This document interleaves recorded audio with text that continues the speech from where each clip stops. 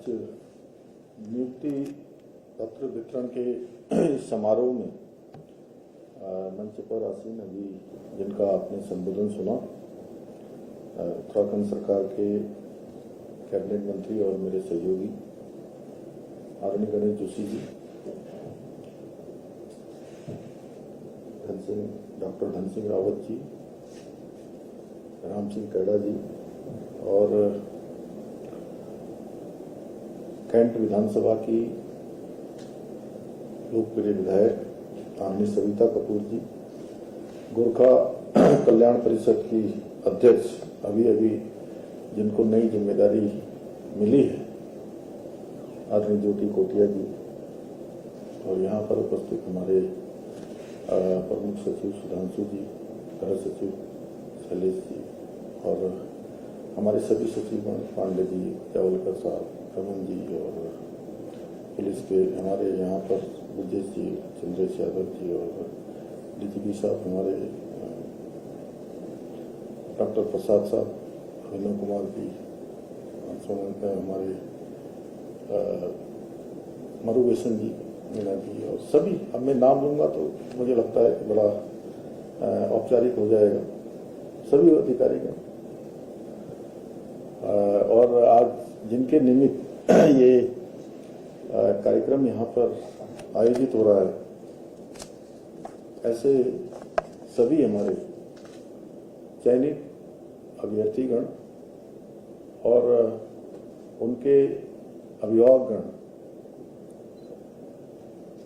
सभी विभागों के आए हुए अधिकारीगण, सभी कर्मचारीगण, मीडिया के सभी मित्र, सभी प्रतिभाशाली चयनित युवा साथियों समेत मैं आप सभी का आज मुख्य सेवक सदन में आप सबका आज इस अवसर पर आप सबका हार्दिक स्वागत करता हूं, आप सबका अभिनंदन करता हूं। आज का ये दिन देवभूमि उत्तराखंड के लिए भी एक स्वर्णिम अध्याय की तरह है और मैं आप सभी के चेहरों को देखकर, आपकी चमक, आपका उत्साह देखकर और जो आत्मविश्वास आप सब में दिखाई दे रहा है, जो आपने परिश्रम किया,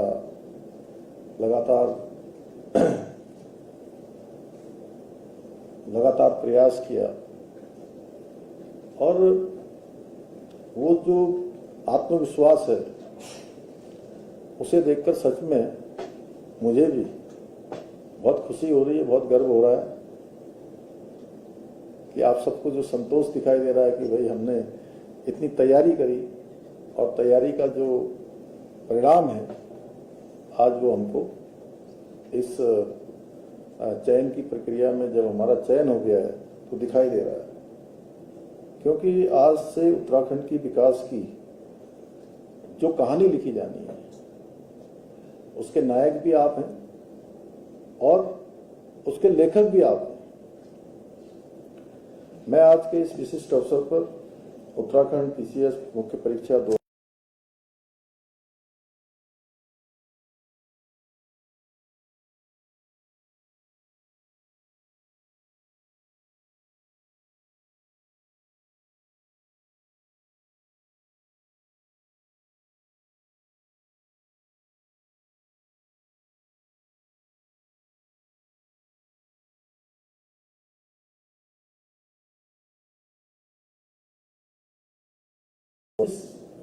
जिस किसी ने भी आपको इस यात्रा के इस मुकाम तक पहुंचाने में अपना मार्गदर्शन दिया है, अपना सहयोग दिया है, उन सभी को भी और आपके परिवार के भी सभी सदस्यों को मैं बधाई देता हूं।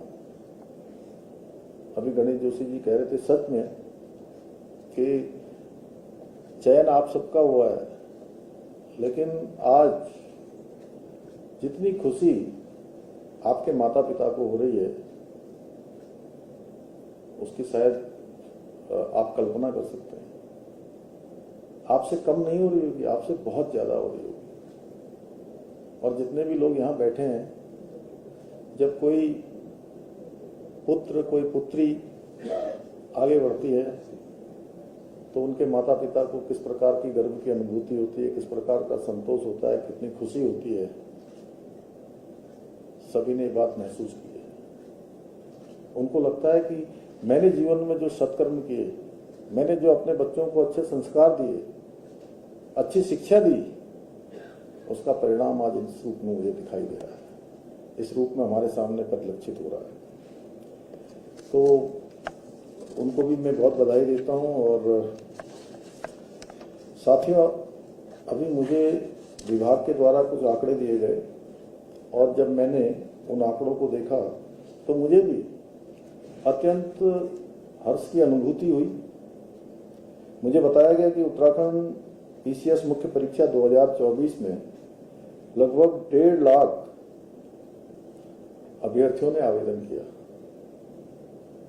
जिसमें से 71,000 से अधिक अभ्यर्थी परीक्षा में शामिल हुए, पर अंतिम रूप से केवल 182 अभ्यर्थियों का ही चयन हो सका। आप कितने सौभाग्यशाली हैं कि 1.5 लाख में से 182 का नंबर आया है। और ये केवल आंकड़ा नहीं है, ये इस बात का स्पष्ट प्रमाण है कि आपने कठिन प्रतिस्पर्धा के बीच अपनी मेहनत से, अपनी प्रतिभा से, परिश्रम से, धैर्य से और लगन के बल पर ये सफलता अर्जित की है। लेकिन मेरे युवा साथियों, आज जब आपके हाथों में ये नियुक्ति पत्र सौंपा जा रहा है, तो याद रखिएगा कि ये नियुक्ति पत्र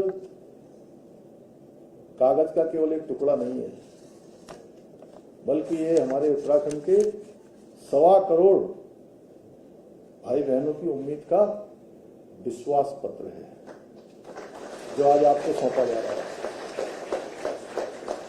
ये हमारे दूरस्थ सीमांत क्षेत्रों में समाज के अंतिम छोर में रहने वाले हमारी माताओं, बहनों, वरिष्ठ जनों की, नौजवानों की प्रेरणा का ये संकल्प पत्र आज आपके हाथों में आ रहा है।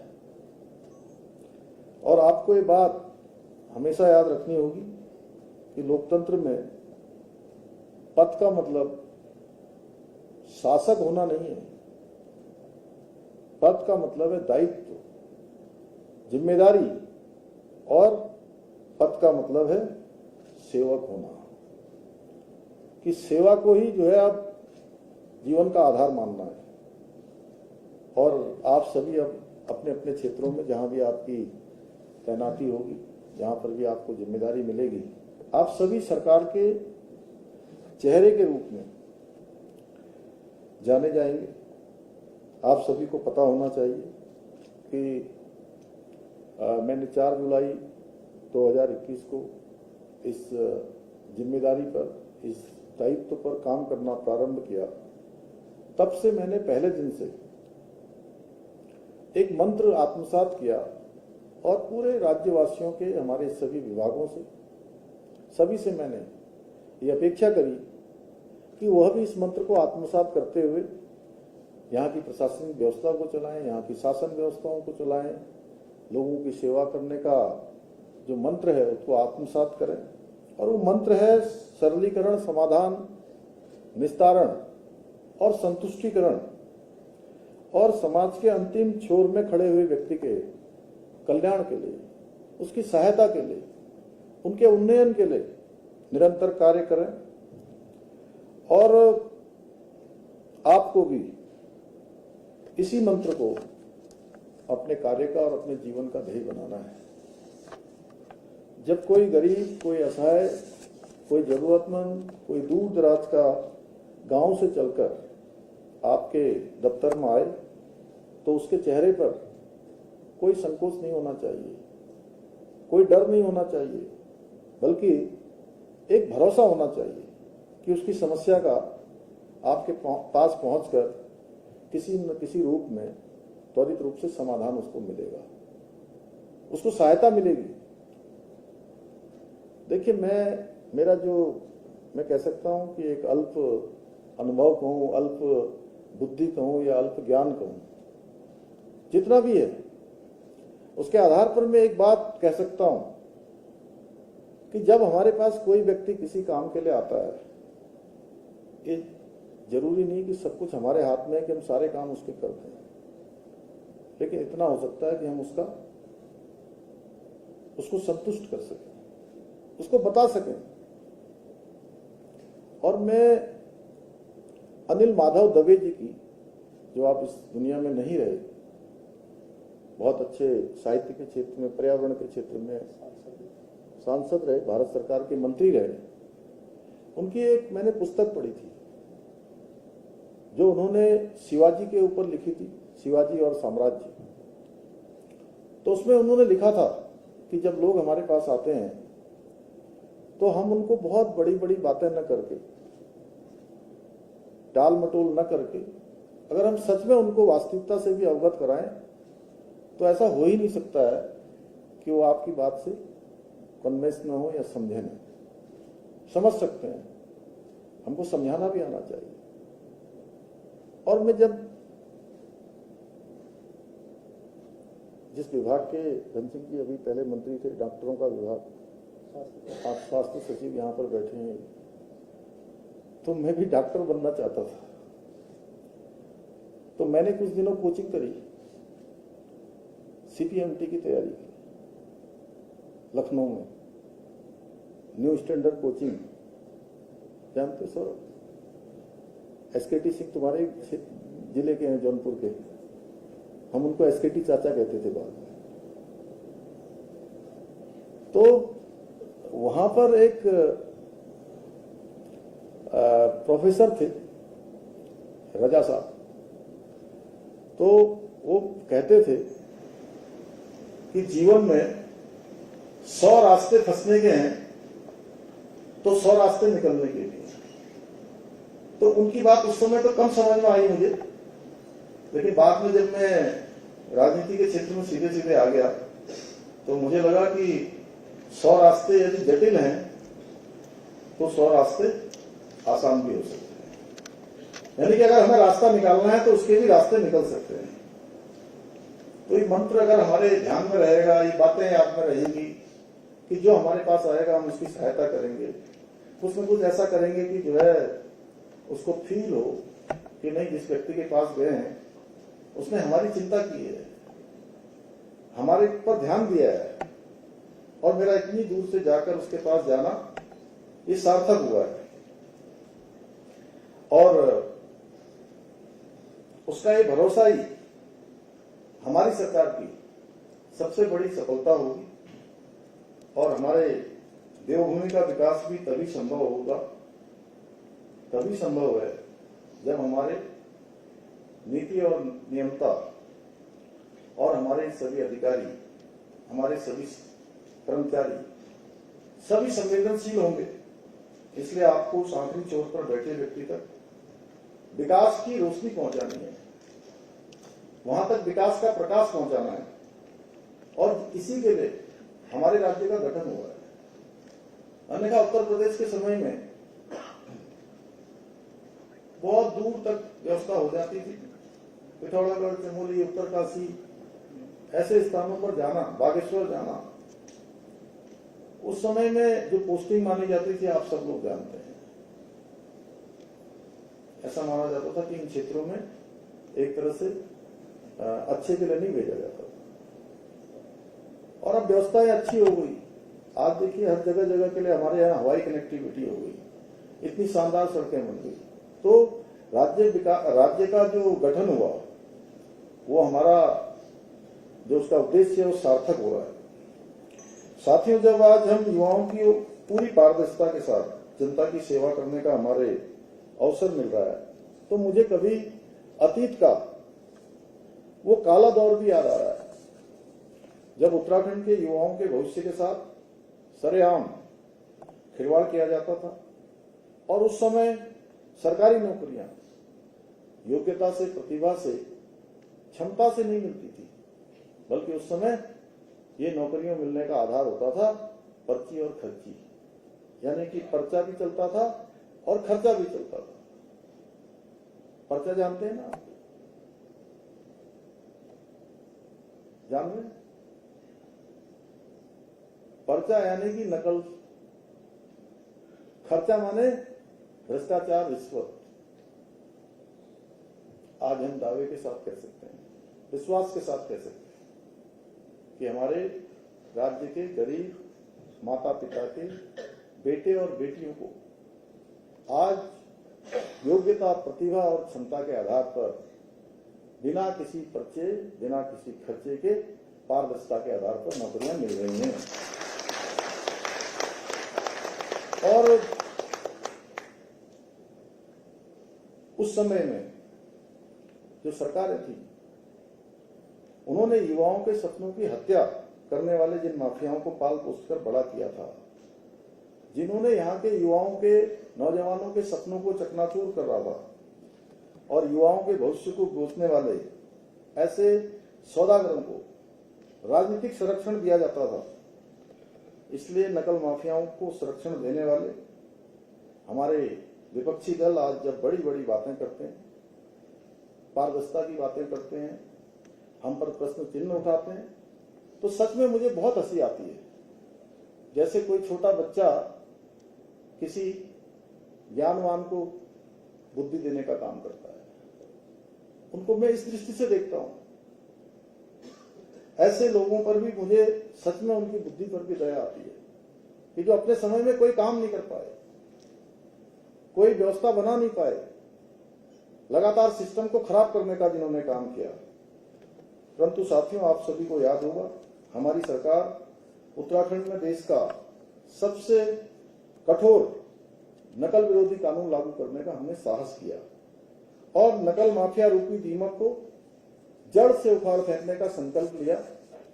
और जब आज मैं आप जैसे युवाओं को नियुक्ति पत्र के साथ देखता हूं, आपके चेहरों पर मुस्कान देखता हूं, हंसी देखता हूं, उत्साह देखता हूं, संतोष देखता हूं, तो मुझे लगता है कि हम अपने उद्देश्य में कामयाब हुए हैं, हम अपने मकसद पर कामयाब हुए हैं। साथियों, हमारी नीयत साफ थी, इसलिए हमारी नीति भी साफ है। हमारी सरकार ने केवल बातें नहीं की, बल्कि उन सभी बातों को धरातल पर करके दिखाया। क्योंकि मैं हमेशा एक बात बोलता हूं कि जब हम काम करते हैं, आपको भी अनुभव हो जाएगा कुछ दिनों के बाद, और ये अनुभव हमेशा आपके साथ शाश्वत रहेगा जब तक आप इस धरा पर रहेंगे, कि जब हम कोई काम करते हैं और सच्चे मन से, अच्छे मन से करते हैं, तो उसमें हमको कुछ बोलने की आवश्यकता नहीं पड़ती है। तब हम अपने बारे में स्वयं नहीं बोलते हैं, तब हमारा काम बोलने लगता है। मुझे ये बताते हुए अत्यंत हर्ष और गर्व दोनों ही हो रहा है कि बीते 4.5 वर्षों में हमारी सरकार ने आज ये सब मिला के लगभग 4000 से अधिक युवाओं को सरकारी नौकरियां पारदर्शी तरीके से उनको नियुक्तियां देने का कार्य हुआ है। और आप सबका नाम भी आज 187 लोगों का नाम, 34,000 और आप सबका नाम आज इस यात्रा में, आप सबका 34,000 में आप सबका नाम भी जुड़ गया। और यह आंकड़ा इस बात का गवाह है कि हमारी सरकार उत्तराखंड के युवाओं को, उनके हाथों को काम देने और उनके सपनों को उड़ान देने के लिए पूरी तरह से प्रतिबद्ध है। मैं आप सभी को विश्वास दिलाता हूं कि हमारी ये यात्रा जो प्रारंभ हुई है, ये यात्रा रुकने वाली नहीं है, हमारी ये यात्रा थमने वाली नहीं है। हमारा लक्ष्य स्पष्ट है कि उत्तराखंड का प्रत्येक युवा अपनी योग्यता, क्षमता और प्रतिभा के दम पर आगे बढ़े। रोजगार या अवसरों की तलाश में उसको अपने घर से दूर न जाना पड़े, देवभूमि को छोड़ना न पड़े, बाहर जाने के लिए मजबूर न होना पड़े। अब हम पहाड़ के पानी और पहाड़ की जवानी दोनों को उत्तराखंड के विकास की नींव बनाने के लिए पूरी तरह से संकल्पित हैं। साथियों, आदरणीय प्रधानमंत्री श्री नरेंद्र मोदी जी ने बाबा केदार के धाम से, उस पुण्य भूमि से कहा था कि 21वीं सदी का तीसरा दशक उत्तराखंड का दशक होगा। और जब मैं ये बात कहता हूं कि प्रधानमंत्री जी के ये शब्द उनके शिव रूपी शब्द थे, उसमें था कि आने वाले 10 वर्षों में उत्तराखंड विकास के शिखर पर होगा। उत्तराखंड की तेज गति से उन्नति होगी, उत्तराखंड की तेज गति से प्रगति होगी, उत्तराखंड तेज गति से हर क्षेत्र में विकास करेगा और हिंदुस्तान के प्रमुख राज्यों में हमारी गिनती होगी। और आदरणीय प्रधानमंत्री जी के उस वचन को सच करने की सबसे बड़ी जिम्मेदारी अब आप सबके कंधों पर है, क्योंकि अब आप सरकार की रीढ़ हैं, प्रशासन को चलाने वाले हैं, व्यवस्था को चलाने वाले हैं और अमृत काल के आप सहयात्री हैं, जिस अमृत काल में भारत को विकसित भारत बनना है। सरकार नीतियां बनाती है, लेकिन उन नीतियों को धरातल पर उतारने का, उन्हें जन जन तक पहुंचाने का काम अब आपके जिम्मे है, आपके दायित्व में भी है, आपके कर्म में भी होना चाहिए, आपके मनों में भी होना चाहिए और पूरे समर्पण भाव से इस काम को आगे बढ़ाने का दायित्व अब आप सबके कंधों पर है। आइए आज हम सब मिलकर ये विकल्प रहित संकल्प लें कि हम अपने व्यक्तिगत हितों से उठकर देवभूमि की सेवा करेंगे। हम मिलकर ऐसा उत्तराखंड बनाएंगे जो हर क्षेत्र में, शिक्षा के क्षेत्र में, स्वास्थ्य के क्षेत्र में, पर्यटन, कृषि, सुशासन के मामले में पूरे देश के लिए एक रोल मॉडल बने।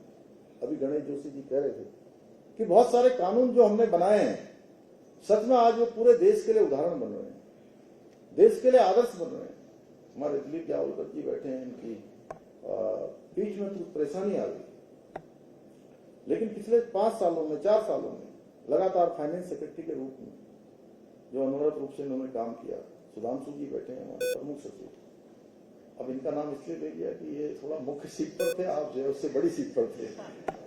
तो आप सभी के और हम सभी के प्रयासों से जितने लोगों में, शैलेश जी आप बैठे हो, पांडे जी आप बैठे हो, अब आपका नाम ले लूं तो आप सोचोगे मेरा नाम नहीं ले, कृषि वाले सोचेंगे मेरा नहीं, अब आकांक्षा बैठी हो उसका योगदान नहीं हो सकते, सौरभ सोचेगा मेरा नहीं है, प्रतीक सोचेगा सब मेरा नहीं है, सबका है, सबका योगदान है। ये टीम उत्तराखंड है और टीम उत्तराखंड के प्रयासों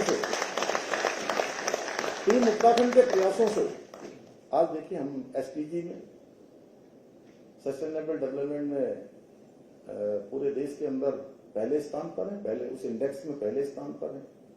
फाइनेंशियल मैनेजमेंट अच्छा करने में हम पहले दूसरे स्थान पर हैं। पर्यटन के क्षेत्र में हमको 4 साल से उसका पर्यटन का पुरस्कार मिल रहा है।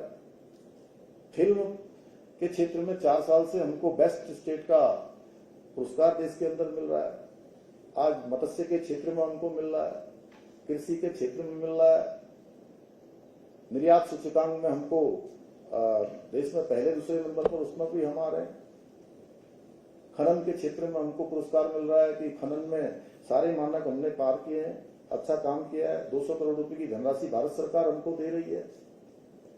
आज अनेकों क्षेत्र ऐसे हैं जिसमें हम पूरे देश के अंदर एक हमारी अलग पहचान बन रही है और यही हमारी सबसे बड़ी पूंजी है कि उत्तराखंड के लोगों ने एक संकल्प लिया। हमारे प्रधानमंत्री जी के मुंह से जो शब्द निकले, पूरा उत्तराखंड उस दिशा में चल पड़ा और आज हम हिंदुस्तान के प्रमुख राज्यों में हमारी गिनती होने लगी। कर्तव्य पथ की परेड होती है, उस परेड में भी हमारा नाम नंबर 1 पर आता है उस कार्यक्रम में। कितने सारे पुलिस में भी जो है सबसे पहले जो हमने काम किया, धन सिंह जी बैठे, नई शिक्षा नीति हमने सबसे पहले लागू करी। राज्य में इन्वेस्टर ग्लोबल समिट होता है, 1 लाख करोड़ से अधिक की जो है हमारी ग्राउंडिंग पर काम होता है। नेशनल गेम्स हमारे यहाँ इतने अच्छे होते हैं कि किसी भी हमारे जैसे छोटे राज्य के लिए इतनी जल्दी में नेशनल गेम्स करना एक कल्पना मात्र होती थी। हमने शानदार तरीके से नेशनल गेम का आयोजन किया, पूरे देश दुनिया के लोग एक अच्छा अनुभव यहाँ से लेकर गए। G20 का 3 हमने जो है सम्मेलनों की यहाँ मेजबानी करी, जिसमें पूरी दुनिया के प्रतिनिधि हमारे यहाँ आए। अनेक आपदाओं का हमने सामना किया। सिलक्यारा टनल रेस्क्यू अभियान, ब्रिक्स सम्मेलन में उसको जो है पूरी दुनिया के लोगों ने एक मॉडल के रूप में स्वीकार किया। तो ऐसी अनेक उपलब्धियों का साक्षी आज हमारा राज्य बन रहा है। 4 धाम यात्रा 42 लाख को क्रॉस कर गई। आदि कैलाश यात्रा जो हम गोस्वामी वहां डीएम से शुरू हुई उस समय, तो आज वह भी हमारी 55,000 के करीब पहुंचने वाली। 55,000। और आपको लग रहा होगा कि 55,000 सामान्य आंकड़ा नहीं है। 55,000 जानते हैं क्या? पिछले 3 महीने से टनकपुर, चंपावत, लोहाघाट, पिथौरागढ़, धारचूला, गुंजी और गुंजी के आसपास दारमा वैली, व्यास वैली, चौदास वैली, नाभी, ऐसे अनेक गांव, कुट्टी, सब गांवों में जहां होम स्टे हैं पूरे के पूरे फुल है, पूरे के पूरे फुल है। शीतकालीन यात्रा चली हमारे राज्य में। पहले 6 महीने यात्रा चलती थी। 6 महीने लोग जो है अपना सारा कारोबार बंद कर देते थे, बंदी हो जाता था, कोई आता नहीं था। हमने एक नया प्रयोग शुरू किया कि हम राज्य में 12 महीने लोगों को आमंत्रित करेंगे, 12 महीने हम पर्यटन चलाएंगे। मैं अनेक स्थानों पर गया। मैंने पुरुला के पास एक छोटा सा स्थान है सांकरी, कोई वहां डीएम रहे होंगे तो जानते हैं, आप रहे थे। तो सांकरी में मैं 24 दिसंबर को एक कार्यक्रम में गया था और उस दिन मैंने वहां पूछा कि आज यहाँ कितने लोग आए हैं, कितने टूरिस्ट हैं, कितने लोग आए हैं। तो आपको जानकर हैरानी होगी, छोटे से स्थान में उत्तरकाशी जनपद का पुरोला विकास खंड का एक छोटा सा स्थान सांकरी, वहां पर एक दिन में 2,500 लोग आए हुए थे। इस बार मिलन जाने वालों की संख्या इतनी लंबी, मुंशियारी से आगे मिलन है, वहां जा रहे हैं लोग, छोटे छोटे स्थानों पर जा रहे हैं। और सच में बड़ा अच्छा लग रहा है, मुझे संतोष हो रहा है कि ये काम हम लोगों ने इसके लिए प्रयास किया और सच में मुझे लगता है कि एक सही दिशा की ओर वो काम बढ़ रहा है। तो मैं कहूंगी ये मेरा इस अकेले का प्रयास नहीं है, ये हमारा सारे लोगों का, पूरे टीम उत्तराखंड का इस सामूहिक प्रयास है। बैठे हमारे मंत्रीगण बैठे हैं, विधायक बैठे हैं, हमारे अधिकारीगण बैठे हैं और आप सबको अब ये चलती हुई यात्रा को, जो यात्रा सही दिशा में चली गई है, उस यात्रा को और गति देने का काम आप सब लोगों ने करना है। वो विकास का जो पहिया तेज गति से आगे बढ़ रहा है, उसको और जरा ताकत देने की जरूरत है, जिससे कि वो जल्दी से अपने गंतव्य को प्राप्त हो, जल्दी से अपने लक्ष्य तक पहुंचे। साथियों, आज हम सब मिलकर ये विकल्प रहित संकल्प लें कि हम अपने व्यक्तिगत हितों से उठकर इस देवभूमि की सेवा करेंगे। मैं आप सभी को विश्वास दिलाता हूं कि ईमानदारी से काम करने वाले प्रत्येक अधिकारी, प्रत्येक कर्मचारी के साथ हमारी सरकार चट्टान की तरह खड़ी रहेगी। आपको कहीं किसी भी दबाव में आने की आवश्यकता नहीं है। आपको सिर्फ और सिर्फ नियम, न्याय और उत्तराखंड की जनता के प्रति ईमानदार रहना है। मुझे पूरा विश्वास है कि उत्तराखंड को देश का अग्रणी राज्य बनाने के हमारी सरकार के इस संकल्प के पूर्ति में आप सभी का निरंतर सहयोग हमें अवश्य मिलेगा। मिलेगा ना? तो जोर से नहीं बोल रहे हैं, मिलेगा? इसी के साथ मैं आप सभी युवा साथियों को पुनः बधाई देता हूं तथा आप सभी के उज्जवल भविष्य की कामना करते हुए अपनी बात समाप्त करता हूं। धन्यवाद।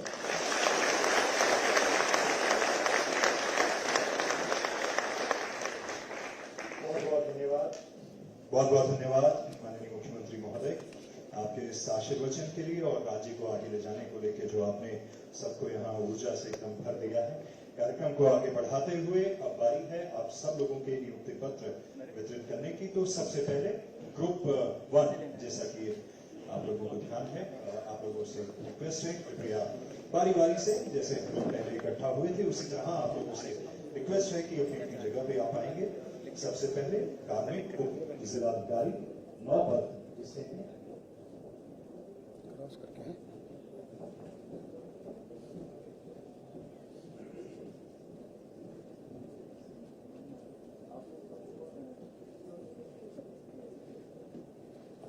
फर्स्ट ग्रुप जिसमें उप जिलाधिकारी और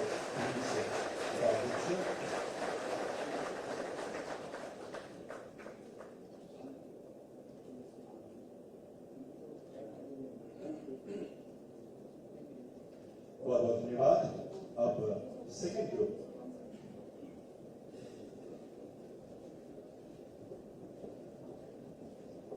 जिसमें सहायक आयुक्त, कार्य अधिकारी, जिला पंचायत और जिला पंचायत कार्य अधिकारी।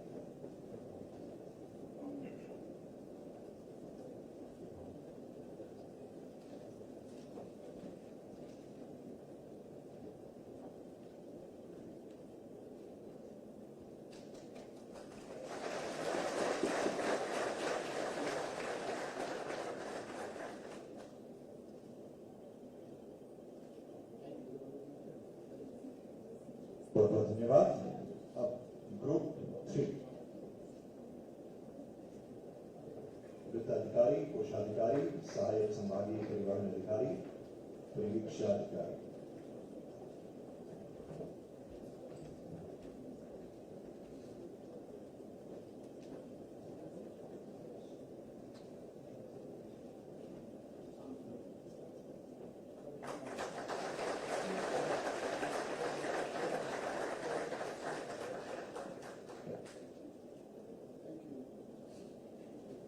बहुत बहुत धन्यवाद।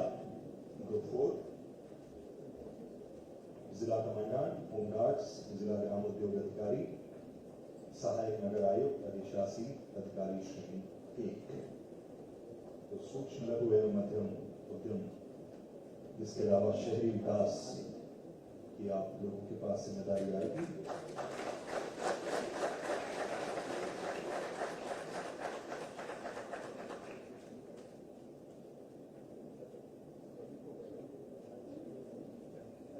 बहुत बहुत धन्यवाद। अगला ग्रुप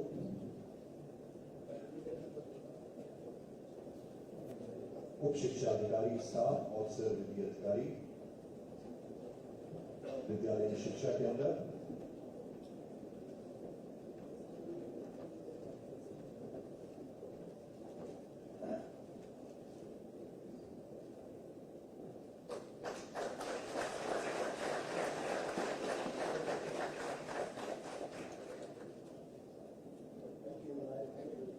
अगला ग्रुप 8, 9, 10 राज्य कर अधिकारी,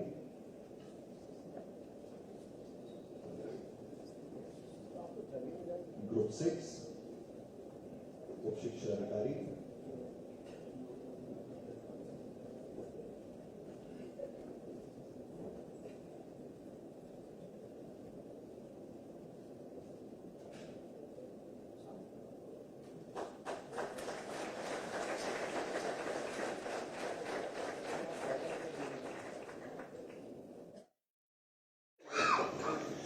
बहुत बहुत धन्यवाद। ग्रुप 7 उप शिक्षा अधिकारी, स्टाफ ऑफिसर, विधि अधिकारी,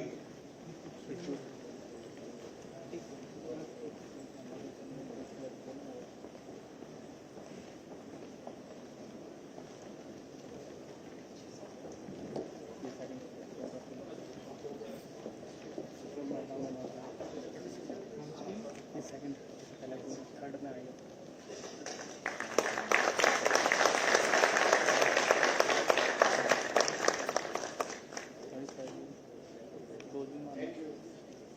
बहुत बहुत धन्यवाद।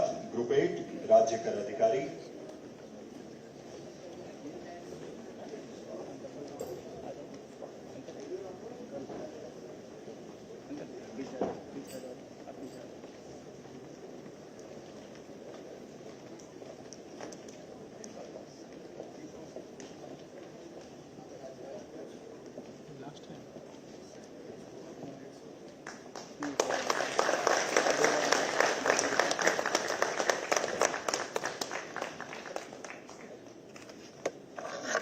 धन्यवाद।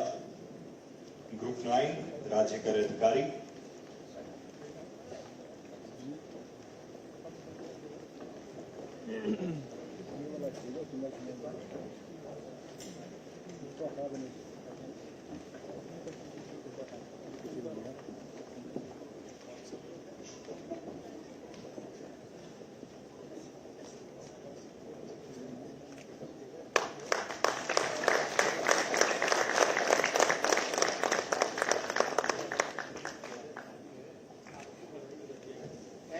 धन्यवाद।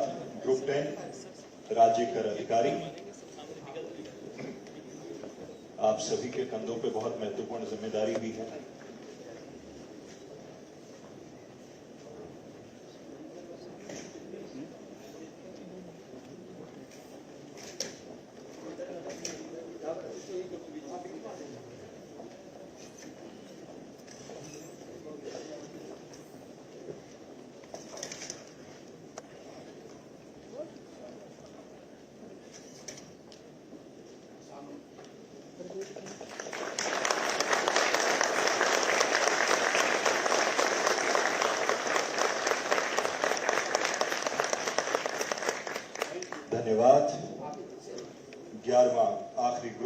वैयक्तिक सहायक, कृषि विभाग,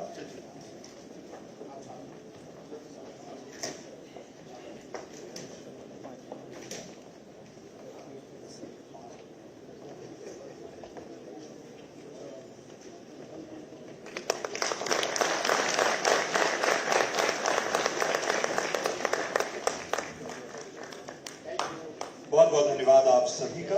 अब मैं निवेदन कर रहा हूं धन्यवाद ज्ञापन के